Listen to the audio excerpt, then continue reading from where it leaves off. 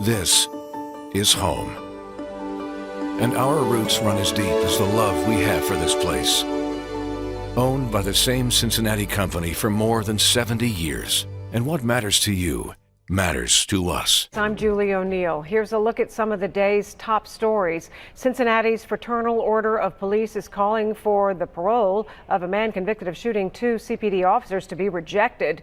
Eric Shields is up for parole next month. He shot Lieutenant Emmett Gladden and Specialist Joyce Neville in 1993 after previously ambushing 2 officers in their patrol car. FOP President Dan Hills sent a letter to the parole board saying the number of ambush attacks on police officers is on the rise and, quote, the last thing we need is another person on the streets who's already done it. Westchester police have a lot to investigate after an early morning crash of a driver police had been pursuing just minutes before. The crash cut power to more than 1,300 Duke Energy customers and sent all 4 people in that car to the hospital, 2 with serious injuries, police say. They say the driver lost control near the intersection of Tylersville Road and Princeton-Glendale Road about 2:15 this morning, clipping a power pole and sending the car onto its side.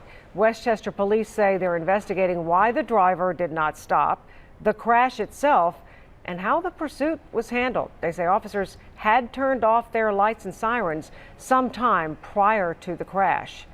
This morning, visitors may be allowed back into the U.S. Capitol after 2 years. It'll likely be a phased reopening starting March 28th with some staff-led tours. Phase 2 would take effect May 30th and allow for the Capitol Visitor Center to reopen on a limited basis. A tentative date for a full reopening would be Labor Day. A new study shows the impact of COVID on a person's mental health. The study, published in The Lancet Public Health, reviewed almost 250,000 people, about 4% of whom tested positive for COVID.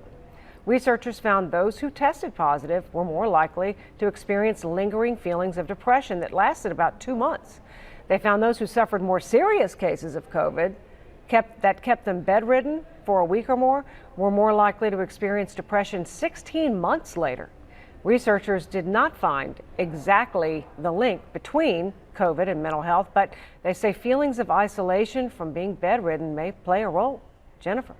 Well, today's forecast has been on the mild side. We're going to end up with highs in the mid-60s as the sky turns mostly clear. And yeah, it's Taco Tuesday. Maybe you go out for dinner and enjoy this nice weather or just take it out to the back deck. Overnight, we're down to 42, still partly cloudy, and tomorrow back to still some periods of sun and clouds, but your temperature warms to the upper 60s. So when will rain come back and kind of muddle up this great outdoor weather? I'll show you ahead in that 9 first warning forecast.